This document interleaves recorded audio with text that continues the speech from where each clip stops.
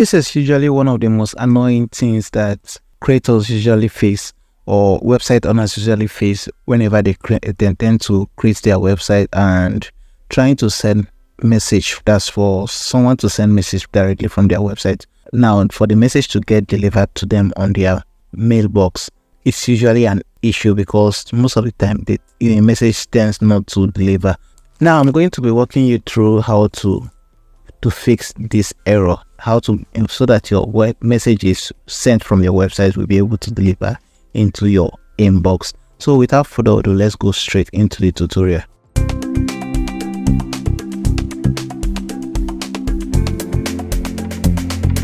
Hello guys, you're welcome. This is Kingsley from Blast channel.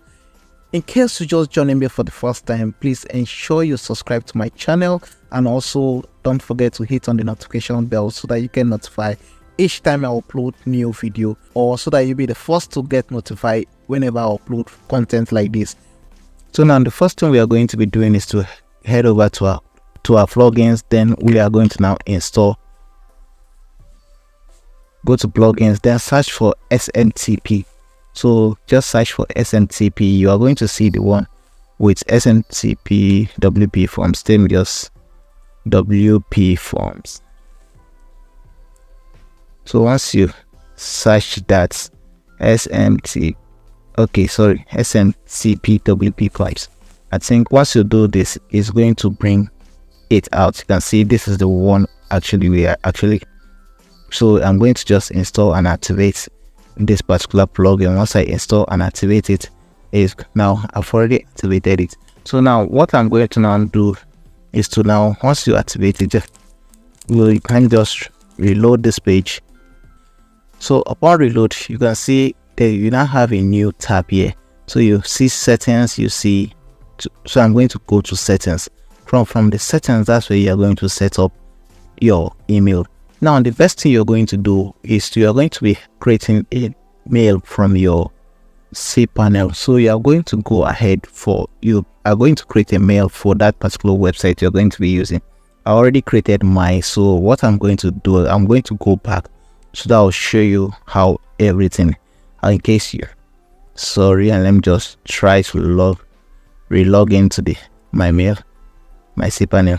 So I'm going to, you can see this is the account, my email. So now what I'm going to, you can just click on create new here, then you enter the email address, and you enter the email address here, and also you enter your password you want to use here, and just click on create. But one thing I will advise you to do, the password you use, you have to write it down somewhere. Try to save it down somewhere, because you are going to be needing it for this. So once you've created it, I'm going to just go back, and because I don't want to create it, I just want to show you how to go about it. So I'm going to now. So sorry for the part I actually blocked because of some sensitive information. That's why I just have to block some part of it. So now I'm going to now click on manage devices. You can see once you've created it, just click on the email you've created and click on manage devices, and just click on manage devices. Then once you click on that, you're going to scroll down, then you are going to see them here. So you see once you scroll down, you are going to see it here. So now what you're going to be doing, you can see this is for non-SSL and TLS. So but we are going to be making use of the one with SSL. So now what you're going to be doing, let's go over to here where we are going to set it up. So once you open it from the settings, you can see from the settings WP SMTP file settings, you click on settings, it's going to bring you to this particular page. What you're going to now do is to scroll down, then from this place, just ignore, you can flow through the wizard and set it up yourself, but you just follow what I'm going to show you now. So you can see from this email, this is where you're going to enter the email you want to be using to send the mail. So now from this part, now I will advise you to always use the custom mail that's associated with your domain. Like you can see from where it is particular one I'm having, this is the email I actually created, the one I just created. So you are going to make use of the one you created also. So you just copy it. So you just copy it, then you paste it in this particular place. So then you paste it here. So I'm just going to paste it there. So just paste it here. So now you now ensure you this first email you would make it to be on. Then on this from email, so you can just from, let's just say from test site. I'm just going to make use of test site, but you can just use any distance here, so that that should be from the sender, who is actually sending this message. So you can be just ensure you enter the from the name the user is going to see. Then you also force this name. I normally prefer forcing the name too. So after that, you scroll down, then you come to where return path. You can just leave it has off, just put it off, has return path. Now you can come on your own, you might be seeing this checked as default, but what we are going to be making use of is this other SMTP. So we are going to now scroll down. This, when you choose this other SMTP, that's to say you want to use the email from your cPanel. That's where you make use of this. So now we are on this SMTP host. This has to do with your website address. So now I'm just going to paste. Now you have to paste the host has to be from your website address. So you always is going to be the outgoing server if you are doing. So just look for where you see outgoing server. You just copy the address there. That's your SMTP host.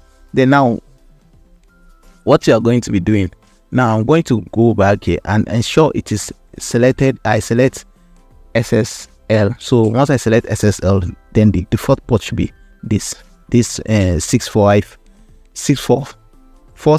You can see it here, outgoing port. You can see 465. So I'm going to leave it as that. Now auto SSL and so you just leave this authentication as on this also as on. So now the username is going to be your email. So your email you just created is going to be your username. Then on the password, remember the password I said you should save down. So you are going to enter the password. That's the password to the email. Everything has to be correct. If not, it's going to throw an error.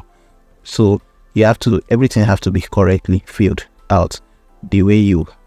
So after that, you're going to now click on save. So once you click on save, you can see it has been saved successfully. So now what I'm going to now do, I have to test this. You can come here and click on this. So I'm going to send this. I'm going to send a test mail to this particular email. So you can see this is. So you can see this is the email. You can see this is the email I'm going to be sending test mail to. So let me just do send a test mail. So immediately I'll wait. He's going to send a test mail. You can see it has been successful. So now let me check you can see the from email. You can see the email actually came through. So you can see it was actually a test email. So definitely if we send mail now, it's going to go. The mail is going to actually deliver. So I believe this might have actually solved your problem and your mail should be working perfectly well now.